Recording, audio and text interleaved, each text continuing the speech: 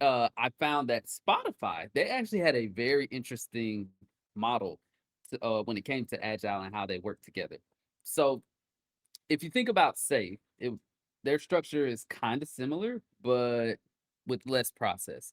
So I'll kind of go into like the different like roles that they have. So they had they had something called a squad, which was basically a scrum team, but they called them squads. And then they would have a tribe, which is basically a collection of squads, and then they would designate a tribe lead. And so if you think about in the context of safe, like if you're doing like PI planning and you have like a scrum of scrums, and maybe you have like an elected person that goes to the scrum of scrums and they represent kind of like either your team or like your agile release train. Kind of think of that context for like uh this tribe lead. Then you have a chapter, which is a group of ICs across different teams with similar skill sets to ensure that there are standards in place uh regarding different parts of the tech stack. Then you have a trio, which is made up of a tribe lead, a product lead, and a design lead if a design lead is needed. And they basically lead kind of, close collaboration across a tribe. So if you have like initiatives, and I'm sure you've seen this in PI planning where you have, oh, I have this dependency on this team within my agile release train or something.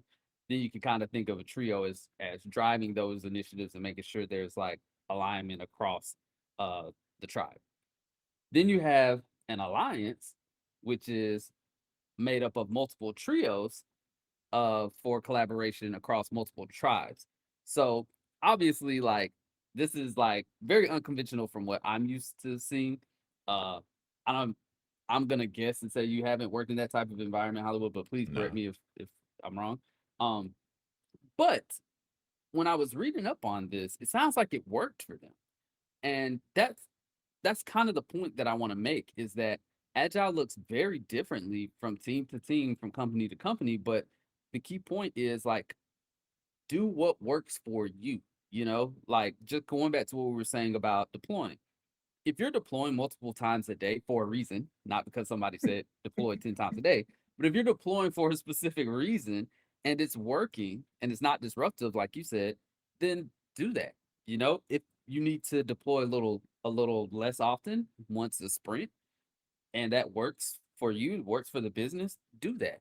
Now obviously you have to have boundaries, right? Like to your point, you don't want to release, so little to the point where like that feedback loop isn't short.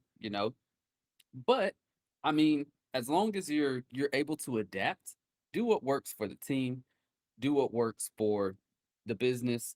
And I feel like ultimately, like at the end of the day, we have all these terms, all these conventions, we have the manifesto, but at the end of the day, that's what I believe Agile is here to do. Ensure that we do what works for the team, what works for the business, we solve problems, and we can adapt. Yeah, Um, I like that, right? Like, do, Go do ahead. do what works for you. Let me ask you this question though. How Yeah, do go you ahead. know what works for you?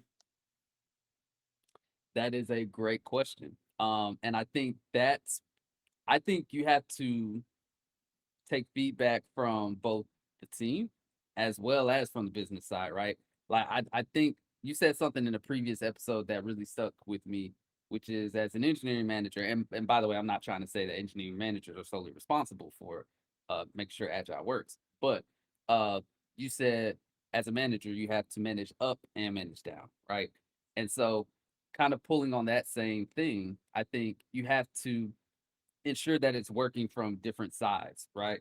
So from the team perspective, guys, is this working? Do we have too much process, too much bureaucracy? Then you also have to look at it from the business perspective, right? Because it's like, all right, cool. Like, yeah, the team might be happy, but are we just locking ourselves in a building and just saying, leave us alone? Well, that's not going to be productive either. So Yeah. we can't run away from the business. And I've actually seen teams like that where they're so defensive, so overprotective that like they almost run away from the business. And it's like, well, that's not how you should be working. We should really be collaborating with them. but we have to, surface the pain points on both sides and try to come to common ground. I don't think anybody's going to be 100% happy, Yeah, but I yeah, yeah. think it's all about finding that harmony. I've seen the powerful fall when the people work together as one.